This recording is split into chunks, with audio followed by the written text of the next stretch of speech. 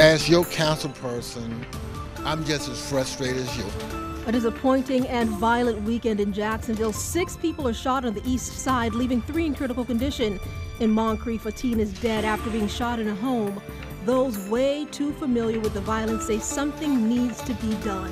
To end this epidemic, it's going to take us all, and JSO needs our help to solve this case to get these criminals off the street. Those criminals still on the loose this morning. Ahead, what you need to be on the lookout for and how you can help. Good Morning Jacksonville starts right now. Mayor Curry and Governor Rick Scott are reacting to that shooting. Now, Mayor Curry tweeted that he was briefed on the incident and updated on the victims. He's asking everyone to join him in praying for the victims, fighting to just live. And Governor Scott also tweeting. He says he spoke with JSO Sheriff Mike Williams and offered any state resources needed. The governor says law enforcement officers are working hard to keep people safe. And we want to get you right out to our live reporter, Lana Harris, working this story this morning. Lana is right outside of JSO headquarters, and we want to know, what do you know at this hour concerning this just violent weekend? Good morning. Well, we know that JSO believes that this may be gang related. Now, of course, the shooting happened less than half a mile away from the TIAA Bank field where the Jags game was just about to kick off. We're told that that really has nothing to do with the game. It was an isolated incident. We do have a surveillance photo of the car in question that JSO is looking for. It is a silver or gray 4-door Nissan Altima. They believe 2 suspects were in the car at the time that the shots rang out from the passenger side. Now, JSO got the call around 12:30 yesterday. Fans were still in the area, some parking, some tailgating. Nearby churchgoers were just getting out with their kids when an array of shots rang out right outside the Maytag Coin Laundry on A. Philip Randolph and Pippin. 6 people were shot, 5 men and 1 woman with ages ranging from 20s to 70s. Police are still looking for suspects, and again, they believe this could be gang related. Now, coming up, we'll hear more from witnesses who had to duck for cover when the gunman started firing. Outside of JSO, I'm Lana Harris, First Coast News, on your side. And on the temperature map this morning, we've got temperatures for everyone. The microclimates are in full swing. You go to a nice crisp autumn morning in Waycross and Brunswick, Lake City, upper 40s, low 50s, to a nice balmy, say, late summer morning with temperatures in the low 70s from, say, Mayport, Jacks Beach down through Ponte Vedra and St. Augustine. So with that ocean breeze developing, that'll bring a couple clouds into the forecast later on this afternoon.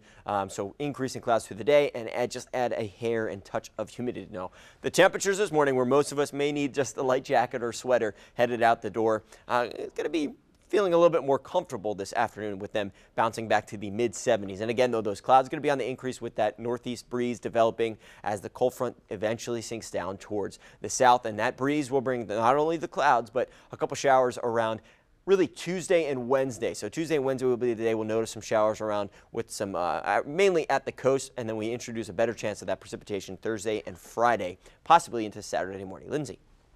Taking a look at the roads in the VyStar Credit Union Traffic Center on this Monday morning, and things are looking pretty good. If you're traveling out of our Georgia counties or out of Nassau County, it'll take you about 18 minutes to get you from State Road 200 down to did I say 18 minutes to, excuse me, to downtown? Sorry, it's Monday. I'm losing my train of thought here. I-10 starting to pick up just a little bit. You can see that on the map. We do have a crash in Fernandina Beach. This is at Clinch Drive and Bonnie View Road. Not sure if there's a roadblock there, but if you're traveling, it looks like a residential area. If you're traveling in that area, just be mindful of that. And it'll take you about 20 minutes to get you from County Road 210 all the way to the downtown area. A live look right now at I-95 South and Racetrack Road. Things are looking pretty good on that roadway.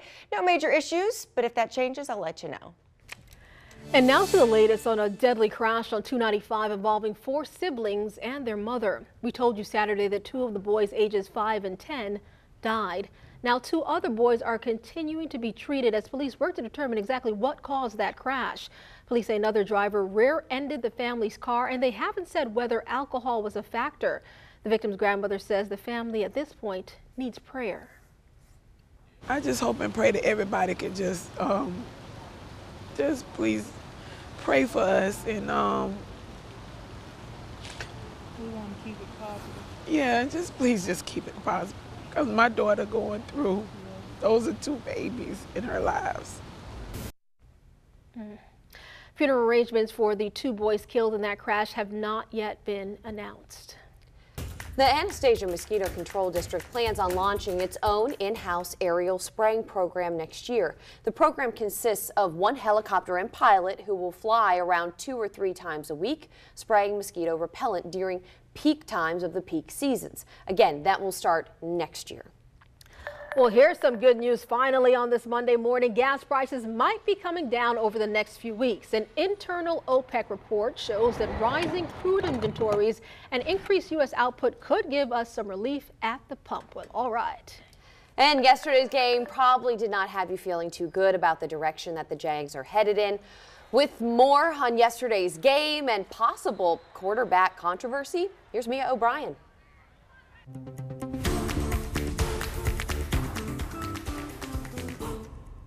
A lot of people see us right now and they see you lose 2 games and then they go crazy. And that's understandable. It's what y'all supposed to do. We good. You know what I mean? We 3-3. To me, that's still good in the league. Like, it's not like we're 0-6 or 1-5 or something. Well, I ain't panicking. It's like, you know, we're facing a lot of adversity right now. We just got to overcome it. This is fine.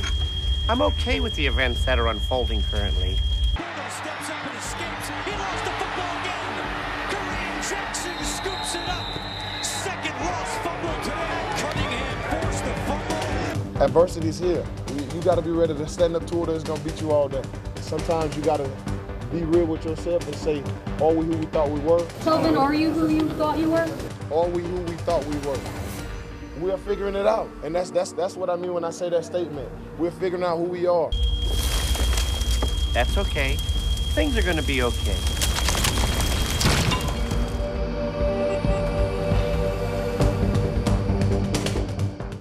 That was me asking the "Are you who you thought you were?" question. In detailing and displaying yesterday's Jaguars-Texans game, I debated even showing up this morning at all. Some have questioned if the Jags have even showed up the last 3 weeks. After all, with the 20-7 loss yesterday, the Jaguars dropped to 3-4 on the year. Remember, they were 4-3 this time a year ago. So why does a 1-game difference feel like a complete 180? Well, the offense has been shut out in the first half of the last 3 games for starters. Those problems culminated yesterday with Blake Bortles' first in-game benching of his career. Remember Jacksonville? Yeah, the Jags are now -12 in the turnover margin. That's good for worst in the entire league. But perhaps worst of all, the only thing the Jags know is that they don't know. We lost 3 straight games, and we can't stop shooting ourselves in the foot, for lack of a better expression. What needs to be done, I don't know. I just know that we just need to be where we're supposed to be, and just something needs to change. If I had the recipe, if I knew what was going on, we would all be sharing it with each other. We wouldn't continue taking L's, but I don't know. We taking L's and we got to figure it out, but we don't know. Like, I don't know. And now the Jags get to board a plane to London to take on the defending Super Bowl champion Eagles. But maybe that is the remedy. The Jags have brought the fire across the pond and have won 3 straight at Wembley Stadium. Mia O'Brien, First Coast Sports. Early voting is now open in parts of Florida, and one race getting a lot of attention is the race for governor. Coming up, our Juliette Dreyer recaps a pretty spirited debate, we'll call it spirited, between Gillum and DeSantis.